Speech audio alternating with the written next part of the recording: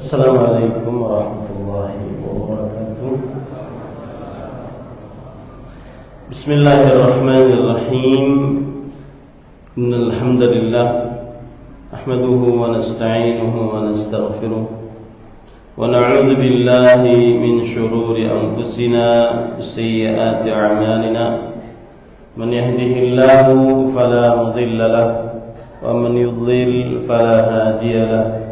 وأشهد أن لا إله إلا الله وحده لا شريك له وأشهد أن محمدا عبده ورسوله يا أيها الذين آمنوا اتقوا الله حق تقاته ولا تموتن إلا وأنتم مسلمون يا أيها الناس اتقوا ربكم الذي خلقكم من نفس واحدة وخلق منها زوجها وبث منهما رجالا كثيرا ونساء واتقوا الله الذي تساءلون به والأرحام إن الله كان عليكم رقيبا يا أيها الذين آمنوا اتقوا الله وقولوا قولا سديدا يصلح لكم أعمالكم ويغفر لكم ذنوبكم ومن يطع الله ورسوله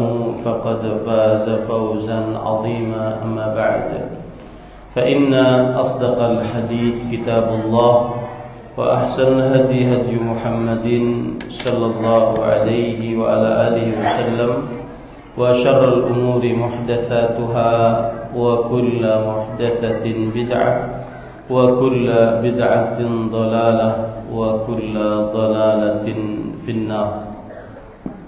Alhamdulillah, kita bersyukur pada Allah Subhanahu wa taala pada hari ini, hari Ahad pagi menjelang siang 15 Sya'ban 1445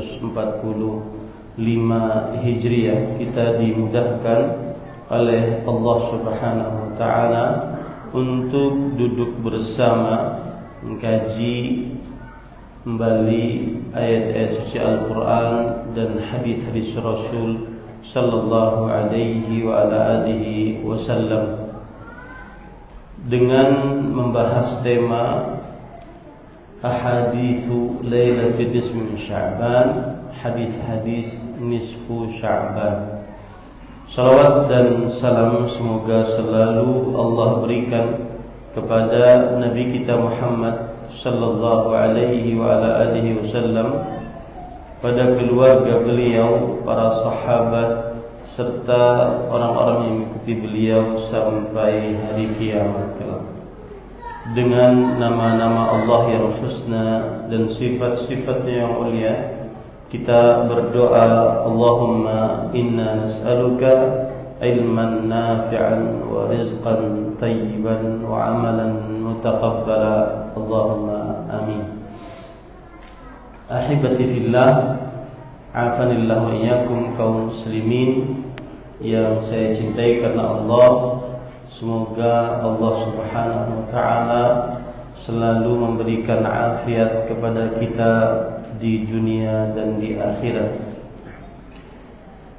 Salah satu tugas kita dan bahkan tugas kita yang paling utama di dunia ini, bahkan karena itulah adanya kita di dunia ini, yaitu beribadah kepada Allah Subhanahu wa taala.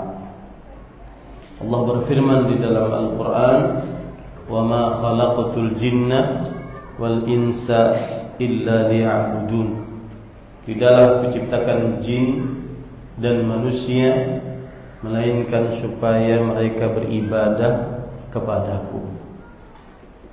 Allah Subhanahu wa taala juga berfirman di dalam Al-Qur'an pada surat Al-Baqarah ayat 21 yang merupakan ayat pertama perintah di dalam Al-Qur'an. Ya ayyuhan nas u'budu rabbakumul ladzi khalaqakum. Wahai manusia, beribadahlah kalian kepada Rabb kalian yang telah menciptakan kalian. Kemudian juga Allah Subhanahu wa taala berfirman dalam surat Al-Bayyinah ayat 5 tentang kita ini tidak diperintahkan oleh Allah kecuali untuk beribadah kepada Allah Subhanahu wa taala. Allah berfirman, "Wa ma umiru illa liya'budullaha mukhlishina lahud-din." Dan tidaklah mereka diperintahkan kecuali untuk beribadah kepada Allah Subhanahu wa taala dengan mengikhlaskan ibadah tersebut hanya untuk Allah Subhanahu wa taala. Ini ayat-ayat menunjukkan bahwa adanya saya, Bapak Ibu di atas muka bumi ini, dan juga orang-orang sebelum kita dan orang-orang setelah kita. Adanya kita semua tujuannya adalah untuk menegakkan ibadah kepada Allah Subhanahu wa taala.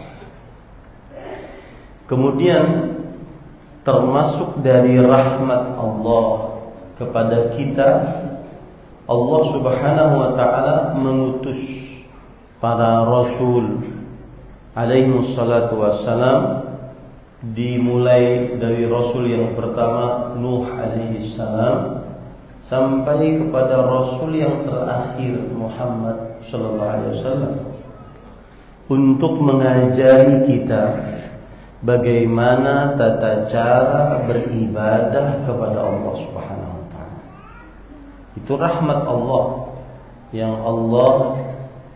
yang dengan rahmat tersebut Allah mengajarkan kepada kita bagaimana tata cara beribadah kepada Allah. Allah tidak membiarkan kita untuk beribadah semau kita, kemudian beribadah sehawa nafsu kita, seenak diri kita. Allah tidak membiarkan. Allah membimbing kita bagaimana cara beribadah agar kemudian ibadahnya diterima, dan setelah itu kita mendapatkan pahala, lalu berujung surga dan ridha Allah Subhanahu wa taala. Di samping itu juga Allah Subhanahu wa taala menurunkan kitab-kitab suci agar menjadi petunjuk bagi kita untuk beribadah kepada Allah Subhanahu wa taala. Nah, itulah sebenarnya konsep berpikir yang harus ada dalam diri seorang muslim. Saya ini ada untuk beribadah. Lalu ibadah itu saya tidak bisa lakukan kecuali dengan petunjuk dari Allah Subhanahu wa taala. Petunjuk Allah saya dapatkan dari Al-Quran dan juga hadis-hadis sahih Rasulullah sallallahu alaihi wasallam. Selalu konsep berpikir seorang muslim selalu seperti itu. Dan nanti di hari kiamat kita akan ditanya 2 poin saja. Poin yang pertama, madza kuntum ta'budun? Siapa yang kalian ibadahi? Itu pertanyaan yang paling mendasar yang akan ditanya oleh Allah Subhanahu wa taala terhadap seorang hamba. Yang kedua, madza ajabtumul mursalin? Apa yang kalian jawab dari dakwahnya para rasul? Bagaimana kalian menjawab dakwah Nabi Muhammad SAW? Itu pertanyaan yang kedua. Kita tidak akan ditanya kamu ikut kelompok mana, kamu ikut guru siapa, kamu ikut enggak. Kita akan ditanya madza ajabtumul mursalin? Bagaimana kalian menjawab dakwahnya para rasul alaihi wassalatu wassalam? Nah, pada ikhwan yang dirahmati oleh Allah Subhanahu wa taala,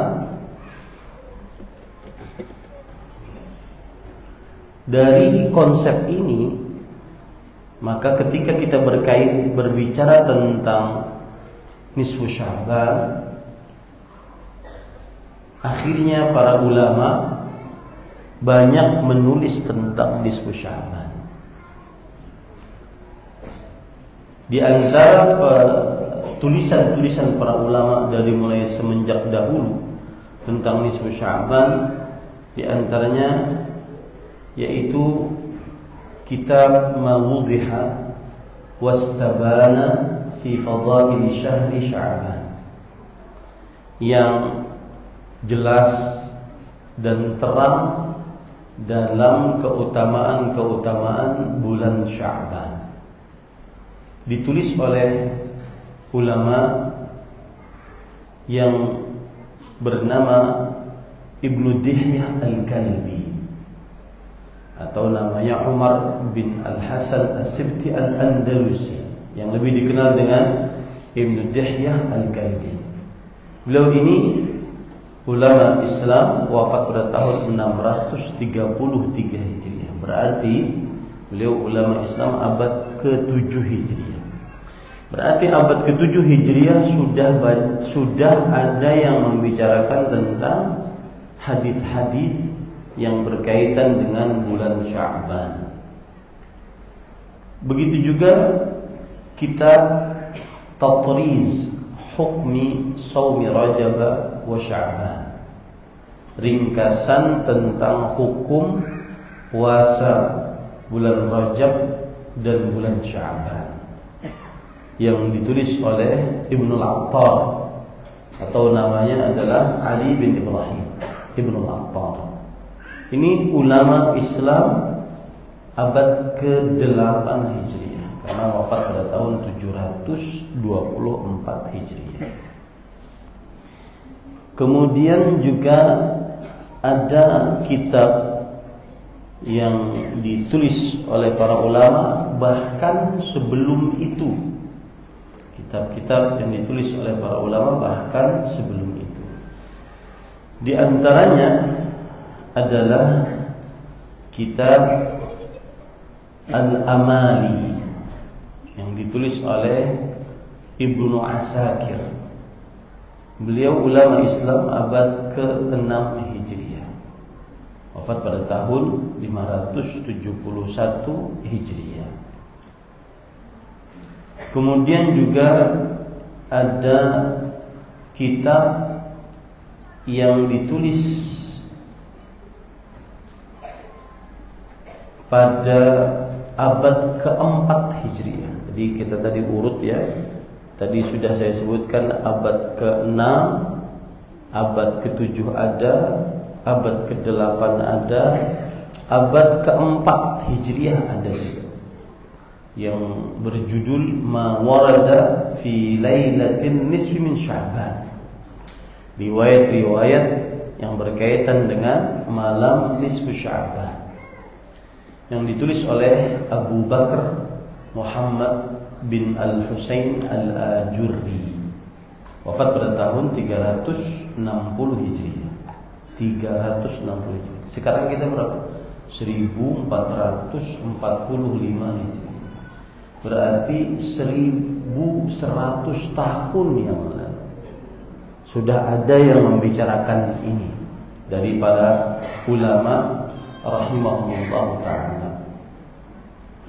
Dan banyak di abad ke-10 Hijriah. Jadi kalau saya runut, abad ke-4 ada, abad ke-5 ada, abad ke-6 ada, abad ke-7 ada, abad ke-8 ada, abad ke-10 ada. Abad ke-10 di antaranya kitab Fadail Lailatin Nisfi min Sya'ban, keutamaan malam nisfu Sya'ban, ditulis oleh Najmuddin Muhammad bin Ahmad Al-Ghaifi, wafat pada tahun 984. Kemudian juga ada kitab yang ditulis pada abad ke-10 Hijriah, Fadailu Lailatin Nisfi Sya'ban. Keutamaan malam nisfu Sya'ban yang ditulis oleh Imam As-Suyuti rahimahullah. Ini wafat beliau pada tahun 911 Hijriah. Nah, kenapa saya sebutkan kitab-kitab ini? Agar diketahui bahwa pembicaraan tentang bulan Sya'ban, hadis-hadis yang berkaitan dengan bulan Sya'ban dan nisfu Sya'ban bukan hanya dari sekarang, abad ke-15 Hijriah, setelah mungkin ustaz-ustaz yang belajar di kota Madinah pulang dari kota Madinah. Bukan, tetapi sudah mulai dari semenjak dahulu. Dari mulai abad keberapa tadi? 4 Hijriah. Abad 360 Hijriah sudah ada yang nulis tentang malam nisfu Sya'ban.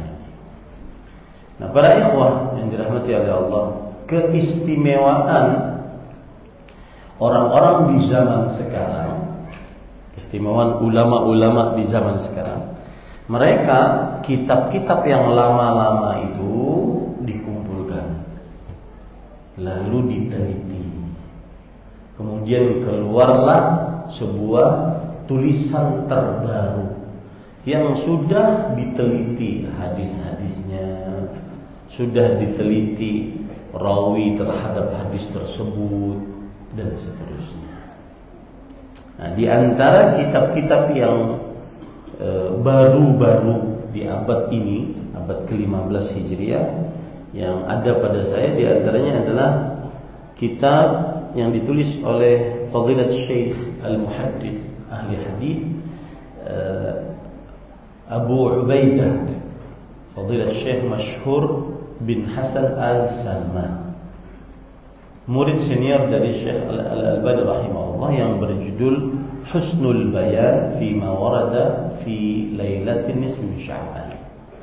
Penjelasan yang baik tentang riwayat-riwayat malam nisfu Sya'ban. Kemudian juga ada kitab yang berjudul, dan ini kitab menarik, mestinya diteliti oleh para pendakwah, yaitu Al-Mizan li Marwiyati Fadaili Syahri Sya'ban wa Bayan ma fihi minas sunnani wal mukran. Timbangan tentang riwayat-riwayat keutamaan-keutamaan bulan Sya'ban dan penjelasan apa yang ada di dalamnya dari perbuatan-perbuatan sunnah dan perbuatan-perbuatan yang mungkar. Ditulis oleh Fadilat Syekh Profesor Dr. Su'ud bin Umair As-Sa'idi, salah seorang pengajar dosen di Universitas Islam Madinah. Ini kitab yang menarik untuk dipelajari. Dan kenapa Ustaz bahas ini? Karena tadi konsep kita berpikir kita ini ada untuk ibadah. Ibadah tidak bisa kita kerjakan kecuali dengan petunjuk dari Allah, berdasarkan Al-Quran dan hadis-hadis yang sahih. Nah, di sini letaknya. Mengapa harus dijelaskan tentang hadis-hadis yang sahih? Karena pendapat yang kita kuatkan, wallahu a'lam, bahwa tidak beramal kecuali dengan hadis yang sahih.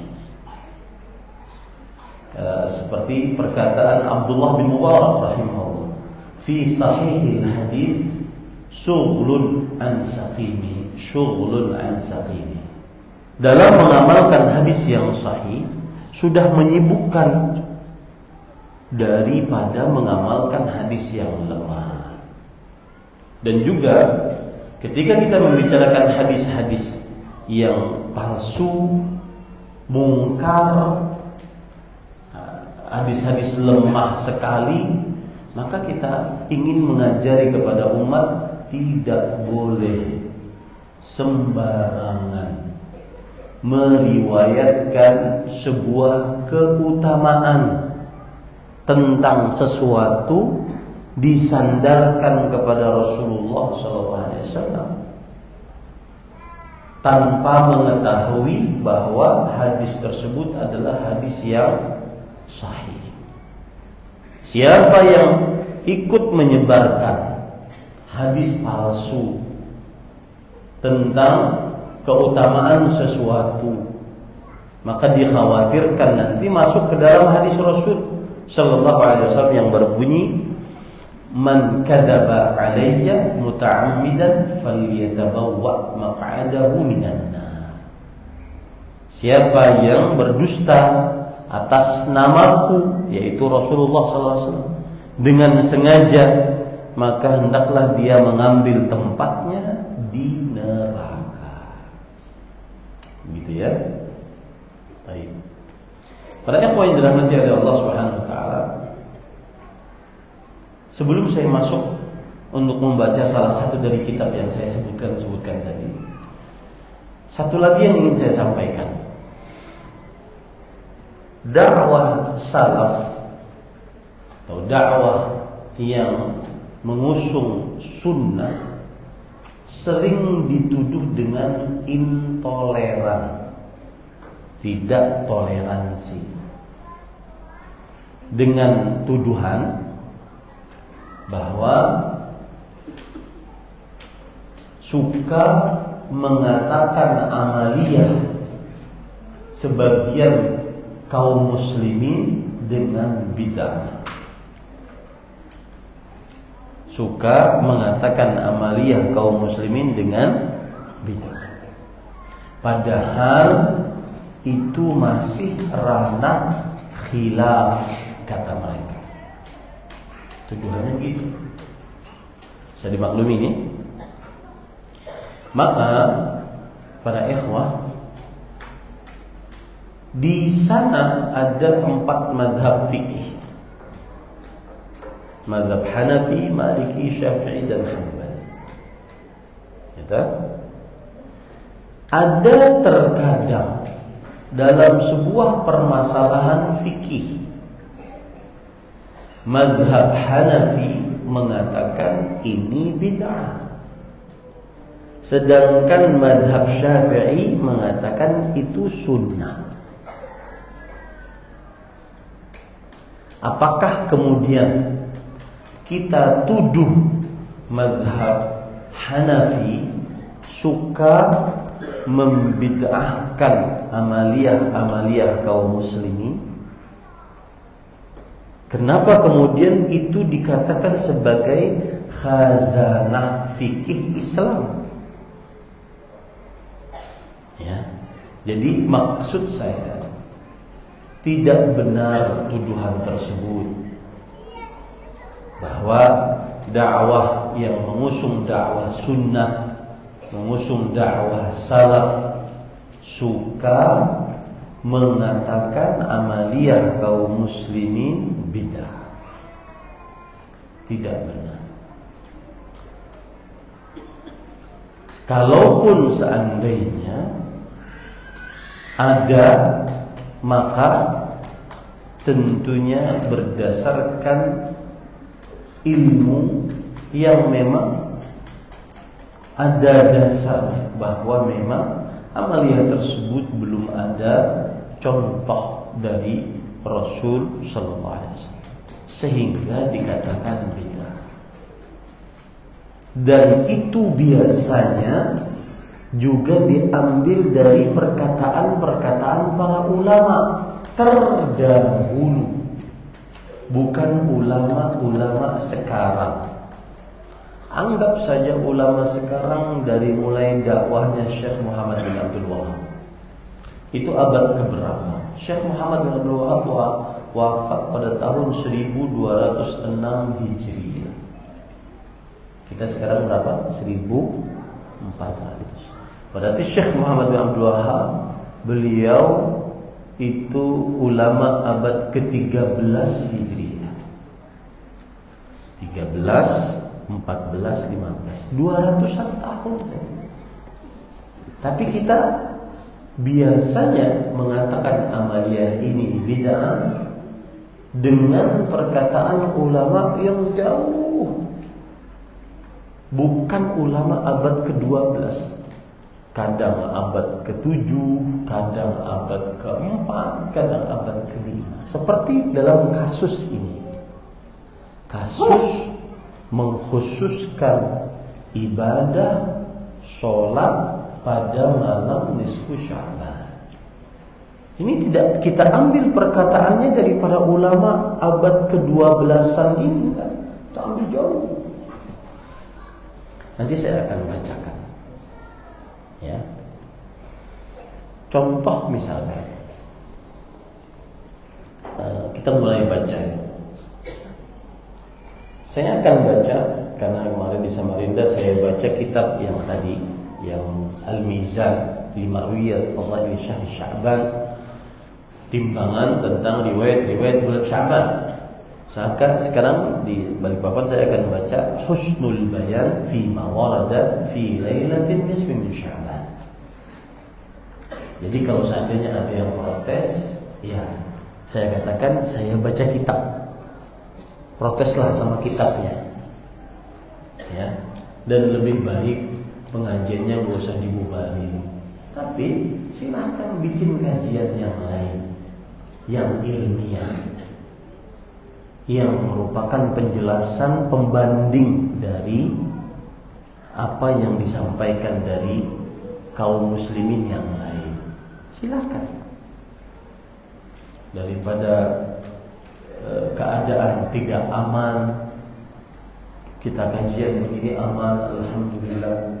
Saya datang hampir setiap bulan sudah berapa tahun ini aman, tidak ada kericuhan. Dan keamanan adalah sesuatu yang diminta oleh Nabi Ibrahim sebelum meminta rezeki. Nah ini saya akan baca kitab berjudul Husnul Bayan fi ma warada fi lailatin min Sya'ban. Penjelasan yang menarik atau yang bagus tentang riwayat-riwayat pada malam nisfu Sya'ban. Para ikhwah yang dirahmati oleh Allah Subhanahu wa taala,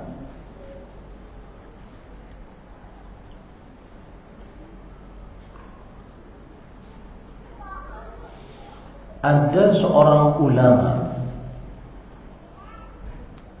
bernama Abu Syamah Al-Maqdisi, bermadhab Syafi'i. Bentar ya, saya carikan. Abu Syamah itu ulama Islam, wafat pada tahun 599.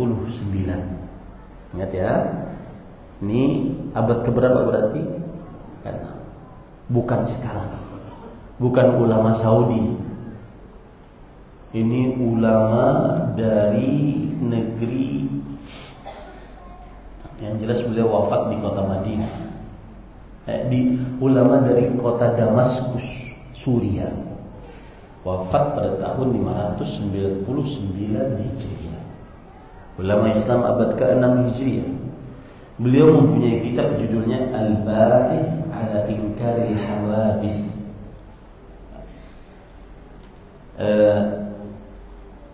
Dan beliau ini belajar dengan Al-Izz bin Abdus Salam, Imam As-Sakhawi.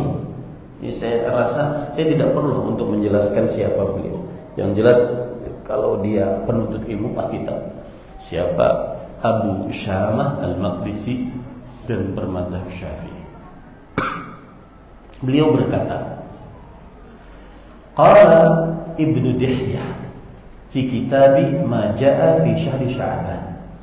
Ibnu Dihyah berkata, Al-Kalbi yang saya katakan tadi, ulama Islam abad ke-7 Hijriah, di dalam kitabnya ma jaa fi syahr Sya'ban, tentang keutamaan bulan Sya'ban. Min ta'lifihi, dari tulisan beliau, qala ahlul ta'dil wal jarh laisa fi haditsin nisfi min Sya'ban hadithun yasih. Tidak ada hadis satu pun dari hadis nisfu Sya'ban yang sahih. Tidak ada hadis satu pun dari hadis nisfu Sya'ban hadis yang sahih. Ini para ikhwan yang dirahmati oleh Allah Subhanahu wa taala. Imam Al-Qurtubi, ulama tafsir bermadzhab Maliki, di dalam kitab tafsirnya Al-Jami' li Ahkamil Quran, beliau ulama Islam abad ke-7 Hijriah, wafat pada tahun 600 sekian. Beliau mengatakan, "Wa laisa fi lailatin nisfi min Sya'ban haditsun ya'ulu alaihi la fi fadliha wala fi naskhil ajali fiha fala taltafitu ilaihi." Tidak ada di dalam malam nisfu Sya'ban satu hadis pun yang dijadikan sandaran atasnya. Tidak ada hadis yang menunjukkan keutamaannya.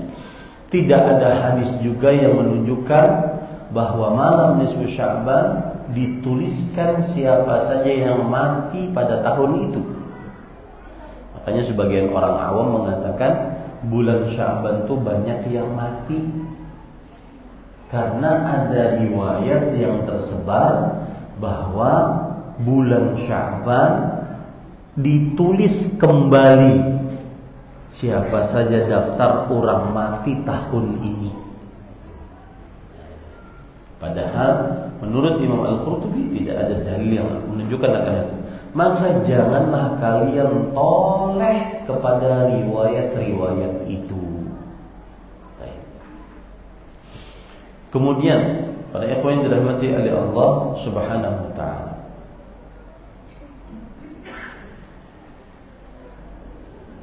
adapun tentang sholat yang disebut dengan sholatul alfiyah, sholat 1000, caranya bagaimana? 100 rakaat. Ini jangan digawil. Ini enggak ada dalil. 100 rakaat, setiap rakaat membaca qul hu sebanyak 10 kali.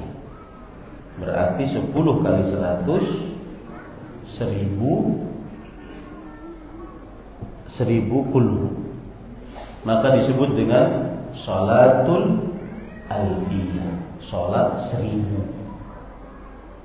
Ini riwayatnya bagaimana? Dan bagaimana ceritanya? Perhatikan baik-baik para ikhwan yang dirahmati oleh Allah Subhanahu wa taala.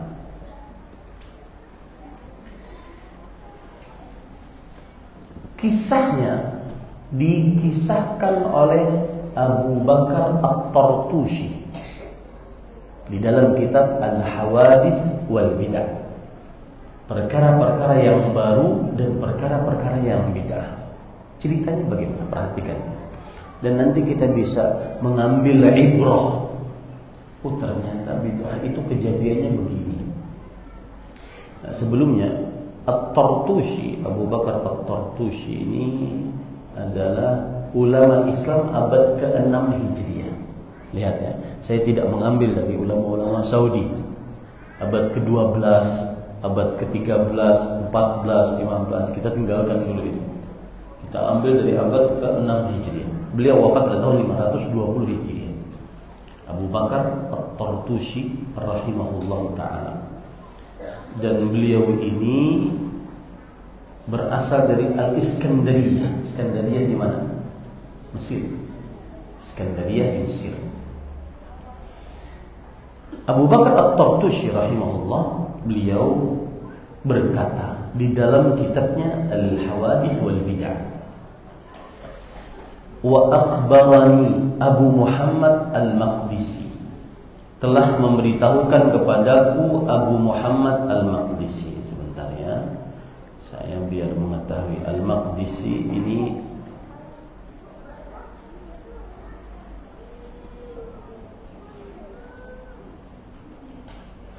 Abu Muhammad Al-Maqdisi,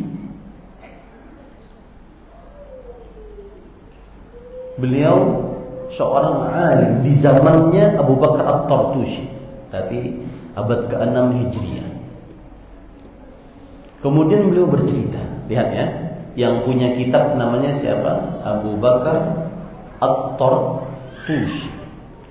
Beliau mendapatkan riwayat dari seorang yang bernama Abu Muhammad Al-Maqdisi. Abu Muhammad Al-Maqdisi bercerita, lam yakun indana bi Baitil Maqdis qattu salatur raghaib.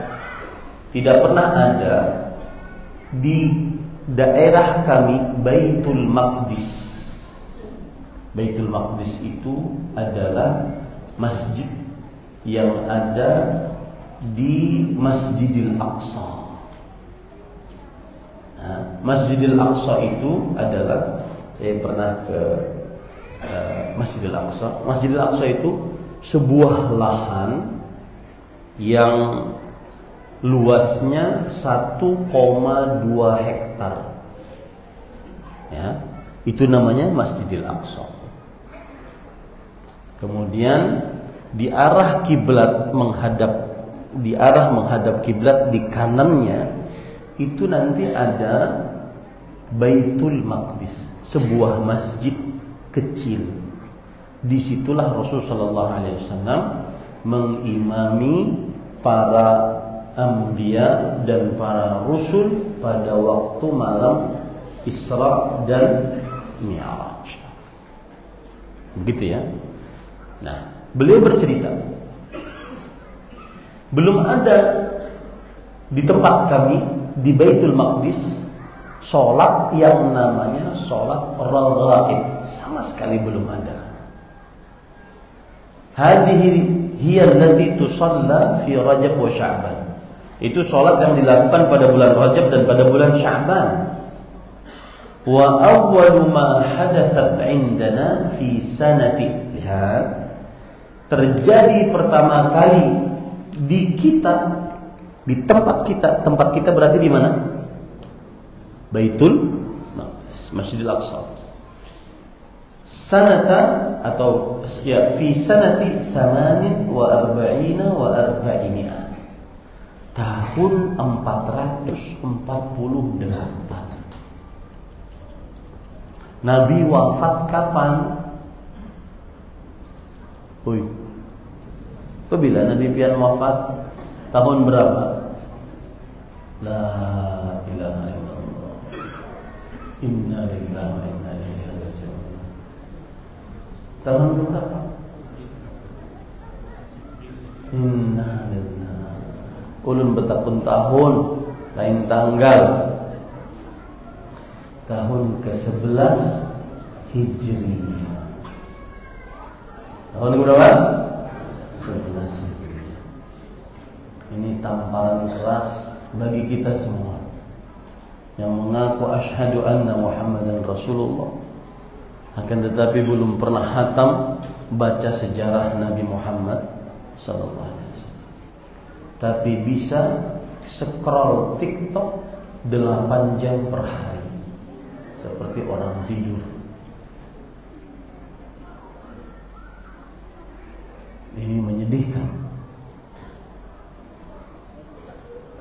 Sebesar itukah cinta kita kepada Rasulullah SAW? Ada kullin yang jelas. Nabi Muhammad SAW wafat tahun ke-11 Hijriah. Karena kenapa? Kita ini tidak dicekoki dengan tahun-tahun Hijriah. Kita ini dicekoki dengan tahun-tahun Masehi. Makanya saya di pesantren sampai chat tele kalau sudah menyebutkan tanggal saya nggak akan terima.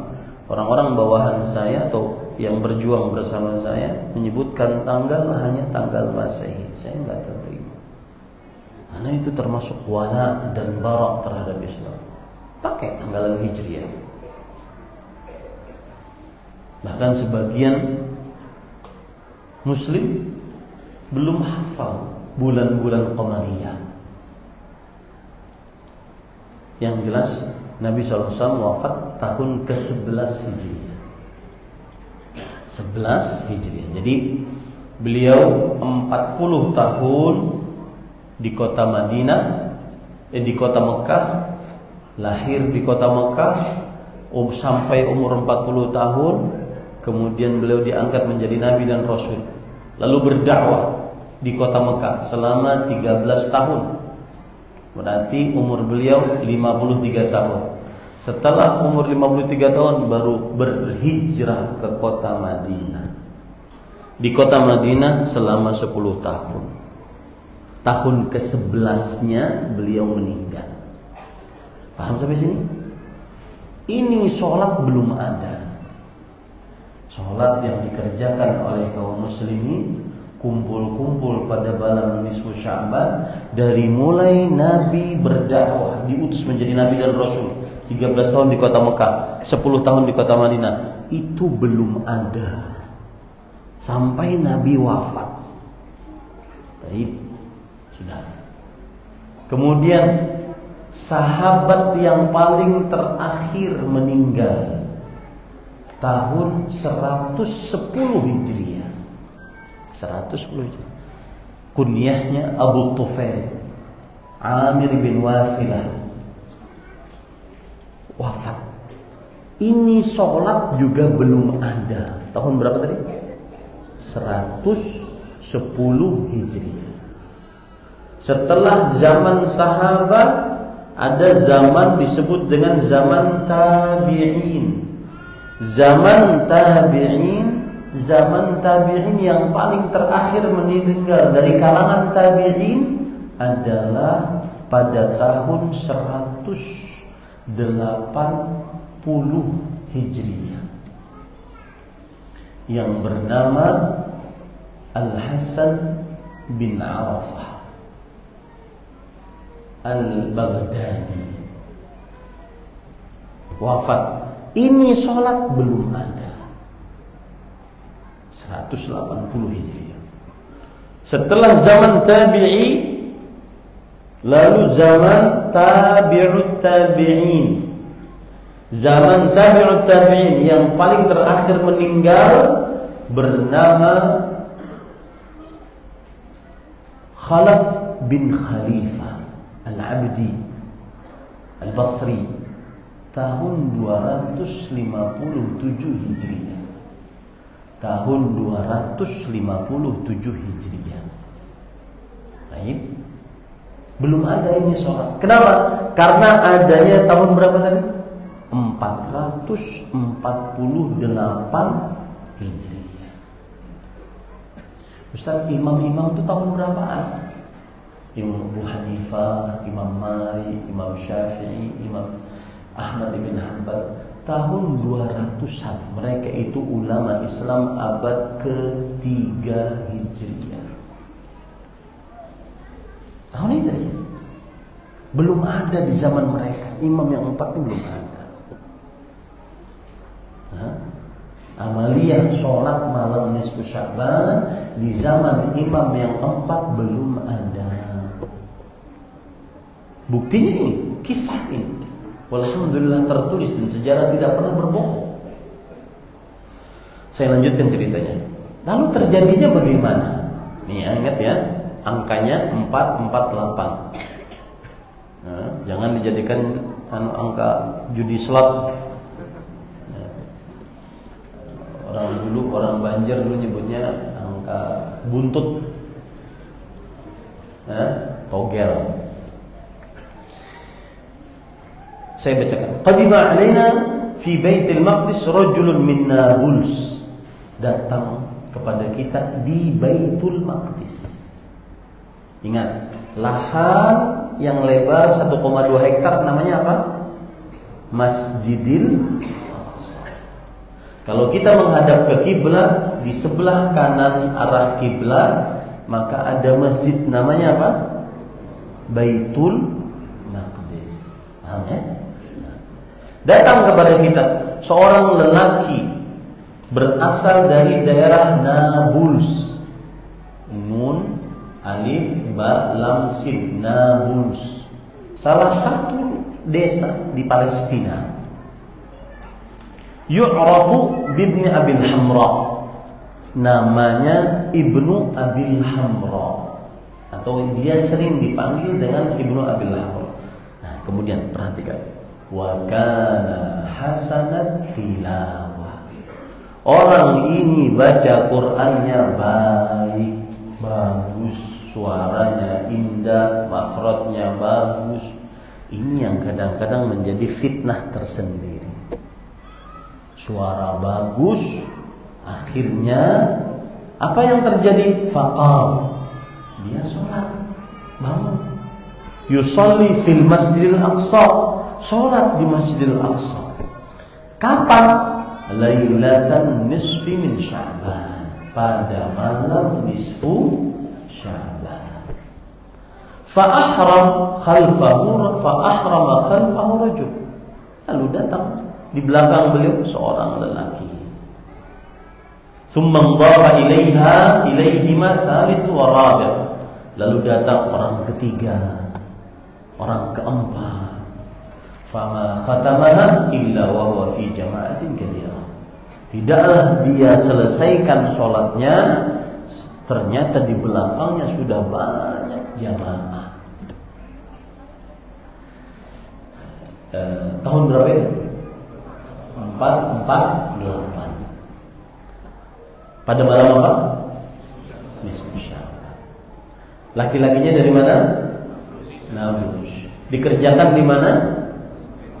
Di Baitul Maqdis. Ya. Lalu thumma jaa fil 'amil qabil. Lalu datanglah tahun depan. Berarti 449. Fasalla ma'hu katsirun, khalqun katsir. Maka tambah banyak yang sholat bersama beliau. Wa sya'at fil masjid, tersebar beritanya di Masjidil Aqsa. Nah, ingat Masjidil Aqsa, ladang lahan yang luas, tersebar di Masjidil Aqsa. Wa intasharat as-shalah fil Masjidil Aqsa, tersebar beritanya tentang sholat di Masjidil Aqsa. Wa buyutin nas wa manazilihim, di rumah-rumah orang-orang, tempat-tempat tinggal orang-orang terkenal. Summa istaqarra, kemudian sholat itu akhirnya tetap ka'annaha sunnah, seakan-akan dia adalah sunnah. Sunnah di sini maksudnya apa? Ajaran Rasulullah SAW. Ila yaumina hadza, sampai kepada hari kita ini. Tahun berapa ini? Yang menulis Abu Muhammad Al-Maqdisi abad ke-6 Hijriah, pada tahun 500-an. Kita tidak berbicara sekarang. Dan ternyata kegiatan ini sampai abad ke-15 Hijriah. Kalau dihitung lawas ada? Lawas. Tapi kalau kita lihat dari awal, ada enggak? Dari zaman Nabi, para sahabat, para tabi'in, para tabi'in, para imam yang empat. Memang kalau dilihat lawas. Makanya sering dikatakan, Bu Hanikan ini dakwahnya kan hanya 200-an tahun aja. Kami ini sudah lawas menggawinya. Abad ke-5 sudah ada. Tinggi, abad ke-5 ada. Tapi sebelumnya adalah, padahal tadi konsep berpikirnya apa? Kita diperintahkan untuk beribadah. Ibadah tidak bisa kita kerjakan kecuali dengan perintah siapa? Kecuali dengan petunjuk dari siapa? Allah, berdasarkan Al-Quran dan hadis-hadis Rasulullah SAW yang sahih. Baik. Qultu, ini yang menarik. Qultu, fa ana ra'aituka tusalliha fi jama'ah. Kata Abu Bakar At-Tartushi yang memiliki kitab tadi, yang mendapatkan riwayat dari Abu Muhammad Al-Maqdisi tadi. Kata Abu Bakar At-Tartushi, wahai Syekh Abu Muhammad Al-Maqdisi, tapi aku pernah melihat pian umpat sholat juga berjamaah. Lalu Sidin berkata, nah, iya, saya pernah mengerjakannya. Wa astaghfirullah minha, dan aku bertobat kepada Allah Subhanahu wa taala darinya. Abu Muhammad Al-Maqdisi ini, wallahu a'lam, kata Syekh Masyhur Hasan Salman, Abdul Aziz bin Ahmad bin Umar bin Ibrahim Al-Maqdisi. Dan beliau meriwayatkan dari beliau Maqti bin Abdus Salam Ar-Rumaili Asy-Syahid wa wasafahu bis-Syekh Ats-Thiqah, yaitu Abdul Aziz bin Ahmad bin Umar bin Ibrahim Al-Maqdisi. Dan beliau adalah seorang syekh alim thiqah terpercaya. Ini para ikhwan yang dirahmati Allah Subhanahu wa taala.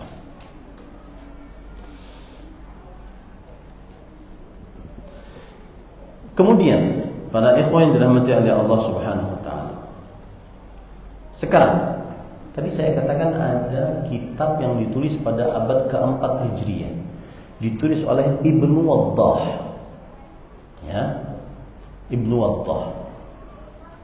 Beliau meriwayatkan dari Abdurrahman bin Zaid bin Aslam. Abdurrahman bin Zaid bin Aslam. Sebentar. Kita biar tahu ini ulama Islam abad keberapa.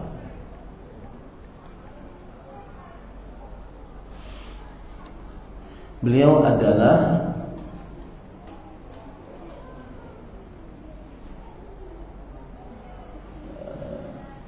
ulama Islam wafat pada tahun 182 Hijriah. Abdurrahman bin Zaid bin Aslam, abad kedua Hijriah berarti. Ya, abad kedua Hijriah. Bukan orang yang jauh dari kenabian, abad kedua Hijriah. Beliau berkata, "Ma adrakna ahadan min masyayikhina."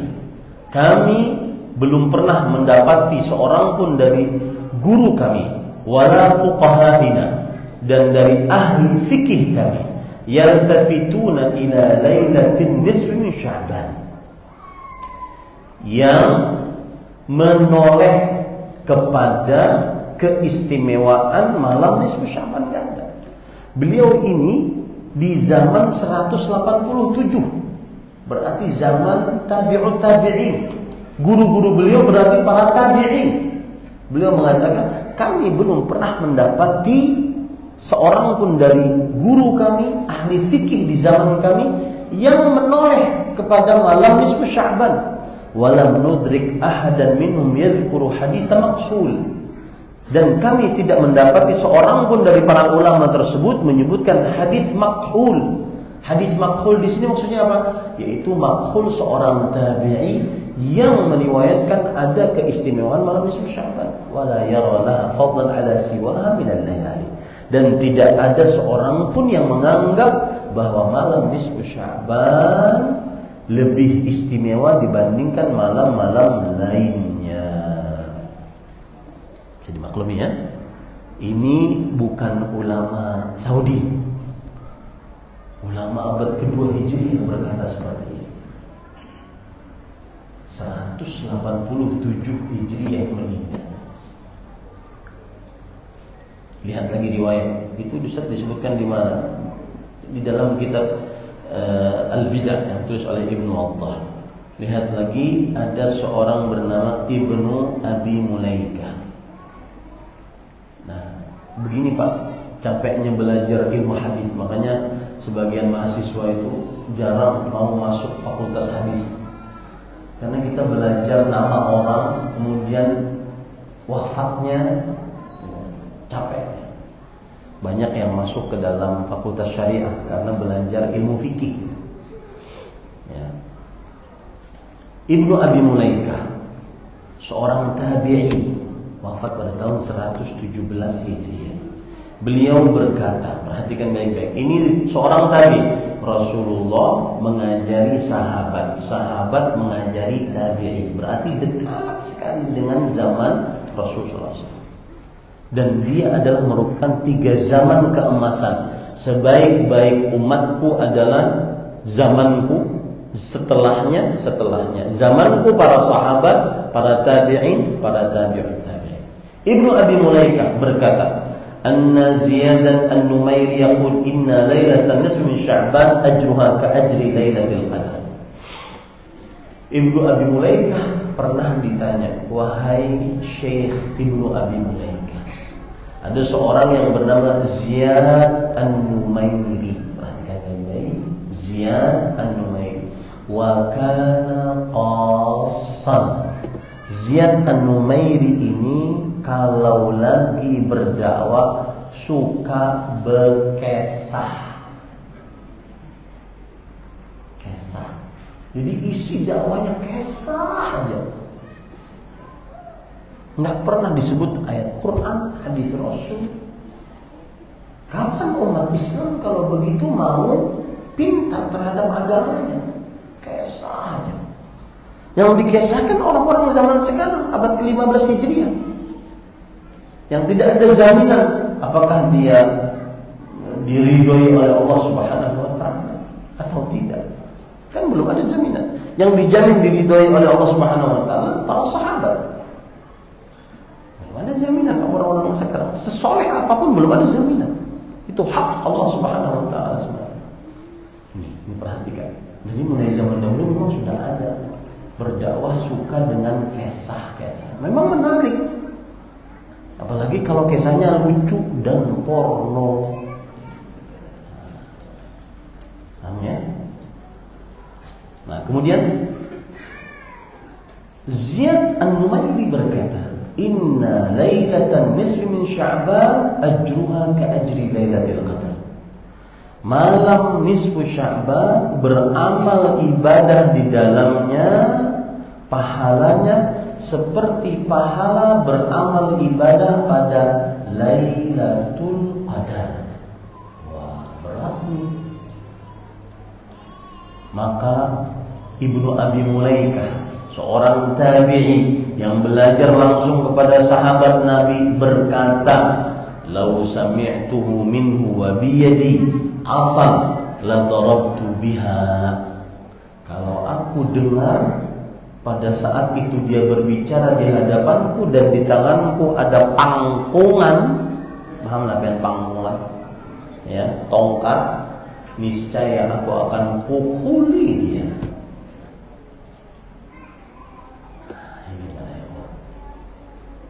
Ini disebutkan di dalam kitab Al-Musannaf yang ditulis oleh Imam Abdul Razzaq rahimahullah ta'ala. Sekarang Imam An-Nawawi, ulama Islam abad ke-7 Hijriah, bermadzhab Syafi'i, ulama peneliti dari mazhab Syafi'i. Dan saya pribadi sebagai penuntut ilmu terkadang diminta untuk berdakwah, berceramah. Salah satu syekh dan ulama panutan saya Imam Nawawi. Banyak faedah yang kita ambil dari Imam Nawawi. Imam Nawawi terhadap Syafi'i mempunyai kitab-kitab yang sangat masyhur dalam mazhab Syafi'i, bahkan jadi rujukan dalam mazhab Syafi'i rahimahullah taala. Cuma beliau belum menikah. Wafat umur 45 tahun belum menikah. Ya. Kalau seandainya ada di antara pian-pian yang sudah umur 30 tahun belum menikah, jangan beralasan ingin seperti Imam Nawawi. Kenapa? Karena beliau belum menikah, belajar dan mengajar. Ya, karena saya lihat banyak yang umur 30-an belum menikah. Itu di zaman sekarang bahaya. Bekarat sudah, bertangkap karena syubhatnya, syahwatnya banyak tersebar, mata sudah alih dijaga, telinga juga, apalagi yang main media sosial, sudah dosa paling banyak mata. Nah, Imam Nawawi berkata, wahatani ay salatul raghaib wa salatu nisfi Sya'ban as-salatani bid'atani. Dua salat ini, salat raghaib yang ada di bulan Rajab dan salat nisfu Sya'ban, dua salat ini adalah dua salat yang bid'ah, mazmumatan, tercela kedua-duanya. Munkaratan, mungkar kedua-duanya. Qabihatan, buruk kedua-duanya. Wala yaghtar bidzikrihima fi qutil qulub wal ihya. Jangan tertipu dengan penyebutan keduanya, walaupun disebutkan di dalam kitab Qutul Qulub dan Ihya Ulumuddin. Ini disebutkan dengan jelas oleh Imam An-Nawawi dalam kitab Al-Majmu' Syarhul Muhadzab, salah satu kitab rujukan mazhab Syafi'i. Coba lihat para ikhwan, apakah dengan seperti ini kami sedang ingin mencabik-cabik kesatuan kaum muslimin? Enggak, wallahi tidak ada. Hanya ingin ngajak kepada kaum muslimin, ayo beribadah sesuai dengan sunnah Rasul. Itu saja, laisa illa, tidak ada yang lain. Yang menerima alhamdulillah, yang tidak menerima ya berarti dia mengamalkan sesuai dengan keyakinannya. Maka tidak perlu untuk bubar-bubarkan kajian, terjadi kericuhan, lapor polisi sana dan sini. Ya, kalau memang ada dalil yang disampaikan, sampaikan. Buat kajian yang semisal, sampaikan, dakwah. Dan akhirnya menjadi khazanah Islam. Begitulah ulama-ulama terdahulu. Nah, ini para ikhwan yang dirahmati oleh Allah Subhanahu wa ta'ala. Nah,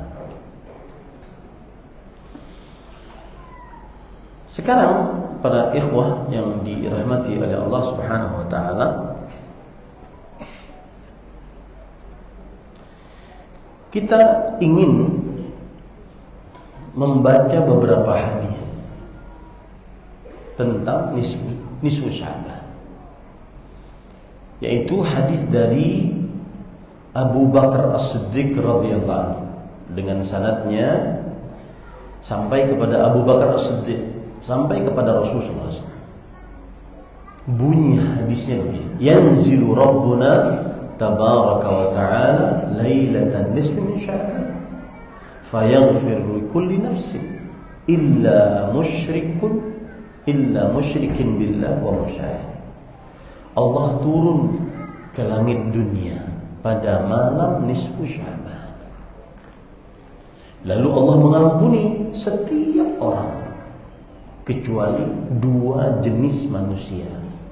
Orang yang musyrik, mensyirikkan Allah, dan yang kedua, orang yang di dalam qalbunya terdapat syahna. Syahna, pertikaian, perkelahian, dendam kesumat terhadap orang lain. Hadis ini diriwayatkan oleh Imam Ad-Darimi dalam kitabnya Ar-Radd al-Jahmiyah.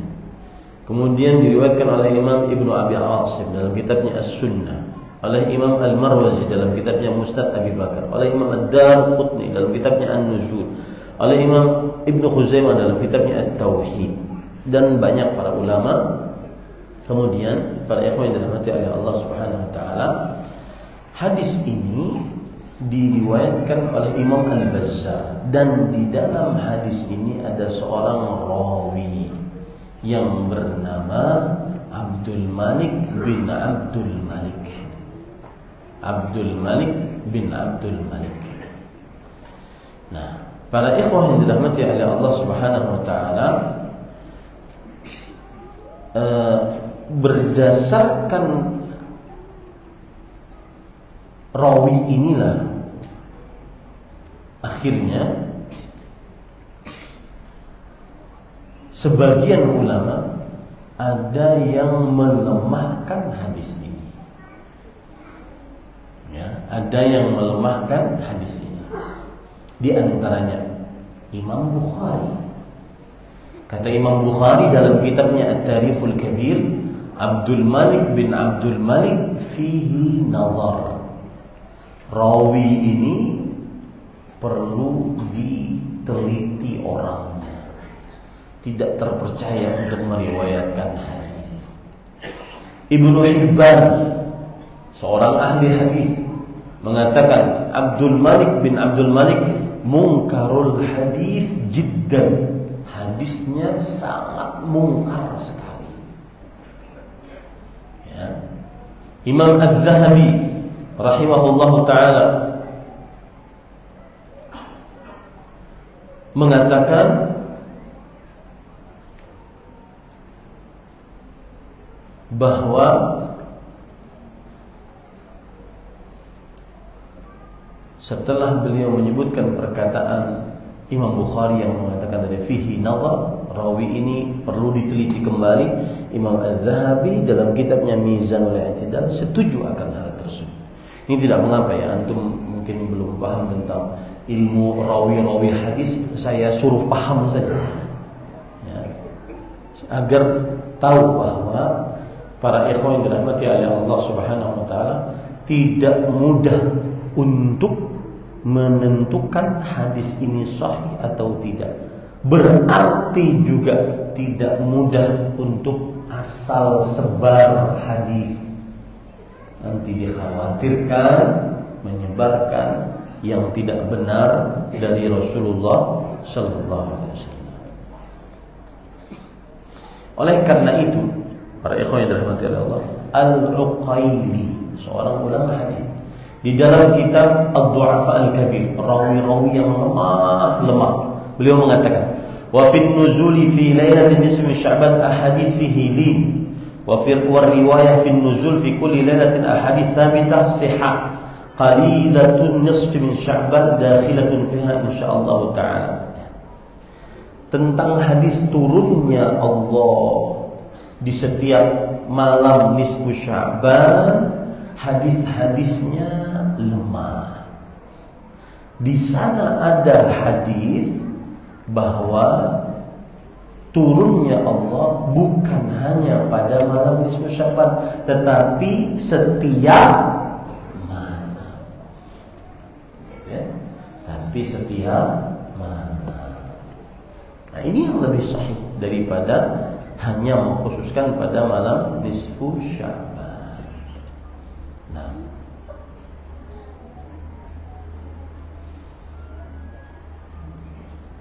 saya ambilkan riwayat yang lain.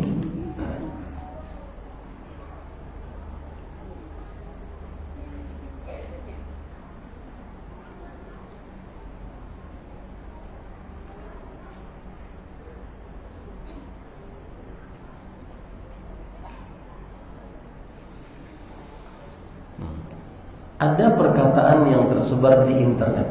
Ini menarik. Saya akan bahas masalah ini, yaitu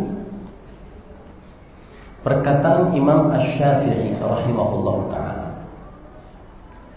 Barang siapa yang menghidupkan malam 5 malam, maka niscaya dia akan mendapatkan keistimewaan. Sebentar ya, saya carikan dulu riwayatnya.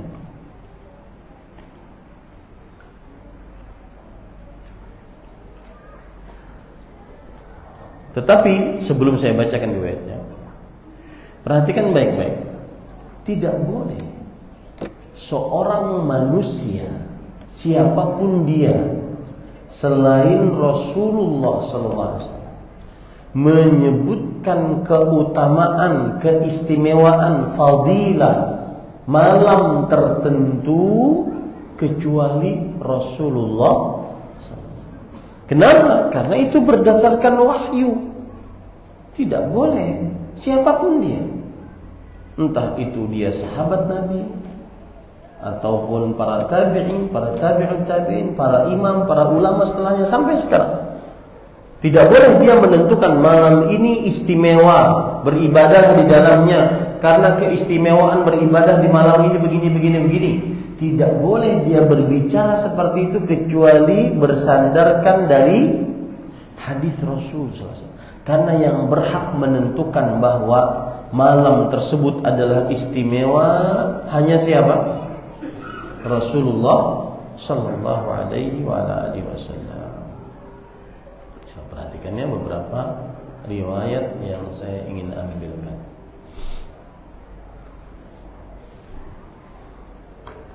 Ini terakhir ya. biar bisa dimaklumi.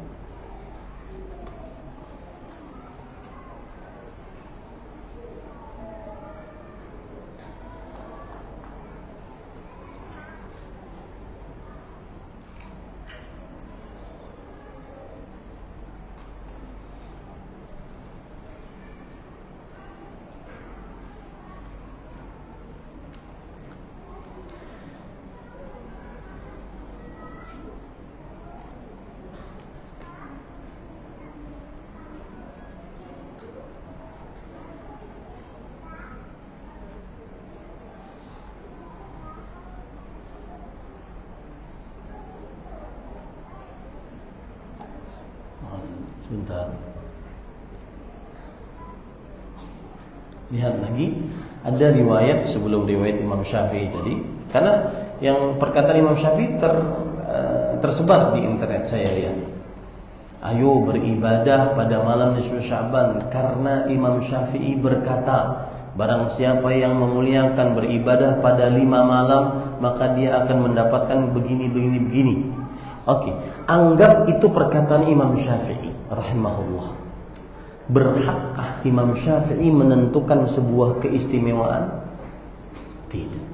Yang berhak hanya siapa? Rasulullah sallallahu alaihi wasallam. Begitu cara memahaminya.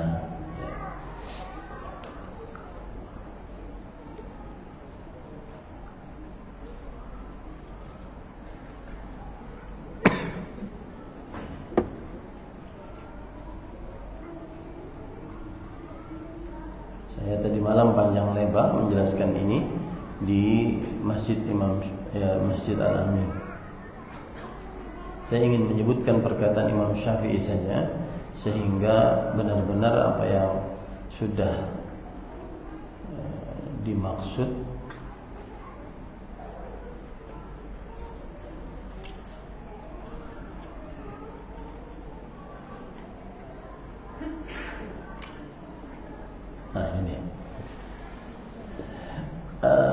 disebutkan dalam Imam Syafi'i berkata, balaghana anna ad-du'a yustajabu fi khamsi layal, lailatul jum'ah wal 'idain wa awal rajab wa nisfu sya'ban. Sampai kepada kita riwayat bahwa doa dikabulkan pada 5 malam, malam Jumat, malam Idul Adha, malam Idul Fitri, malam awal malam bulan Rajab, dan malam nisfu Sya'ban. Ini perkataan tanpa sanad disebutkan oleh Imam Syafi'i. Jadi ini Imam Syafi'i, beliau hidup di tahun 200-an. Belum ada dalil yang menunjukkan ke atas bahwa ini adalah hadis Rasulullah SAW. Kemudian yang juga belum ada yang meriwayatkan dari Imam Syafi'i menyebutkan bahwa ini sanadnya sahih dari Imam Syafi'i rahimahullah. Bisa dimaklumi ya. Jadi para ikhwan yang dirahmati oleh Allah, maka tidak benar mengkhususkan ibadah di malam nisfu Sya'ban atau berpuasa khusus pada hari siang nisfu Sya'ban. Maka pas bulannya hari ini. Jujur kan? Ya. Pernah suatu ketika di Banjar pada siang hari nisfu Sya'ban, hendak menukar sarapan, tutup semua. Habis itu esok ulun tanya yang biasa ulun beli, kenapa semalam tutup man? Nisfu kelak. Oh, pian pang puasa kada? Ulun kada puasa pang sebenarnya, tapi menghormati orang puasa saja. Yang ada dalam benak saya sekarang adalah hadis tentang mengkhususkan puasa nisfu Sya'ban, hadisnya lemah dan palsu. Kenapa hadis-hadis ini kenapa puasa-puasa yang berdasarkan hadis yang sahih seperti puasa Arafah, puasa Ashura, puasa Arafah bagi yang tidak menunaikan ibadah haji, puasa Ashura, puasa Arafah tanggal 9 Dzulhijjah, puasa Ashura tanggal 10 dari bulan Allah Al-Muharram. Kenapa tidak semasyhur hadis yang amaliyah yang berdasarkan hadis palsu. Kalau begitu caranya, kita harus sebarkan sunnah-sunnah Rasul, puasa-puasa sunnah yang memang berdasarkan hadis yang sahih. Seperti puasa hari Arafah, keistimewaannya luar biasa. Puasa hari Asyura, keistimewaannya luar biasa. Para ikhwan dirahmati oleh Allah Subhanahu wa taala. Dan terakhir, Imam Yahya bin Yahya Az-Zuhli mengatakan, "Adz-dzabbu 'anis sunnah kal mujahidi fi sabilillah." Yang membela sunnah Rasul sallallahu alaihi wasallam seperti berjihad di jalan Allah Subhanahu wa taala. Demi Allah, kajian ini tidak ada niatan untuk merendahkan amaliyah kaum muslimin, menyesatkan amaliyah kaum muslimin, akan tetapi ini untuk nasihat, membersihkan amaliyah kaum muslimin yang tidak ada dasarnya dari hadis Rasulullah SAW yang sahih, dan hendaknya beramal dengan hadis yang sahih. Wallahu a'lam. Sallallahu Nabi Muhammad. Walhamdulillahirabbil alamin. Subhanakallahumma bihamdik, asyhadu an la ilaha illa anta, astaghfiruka wa atubu ilaik. Ada yang bertanya sebelum saya tutup dengan salam?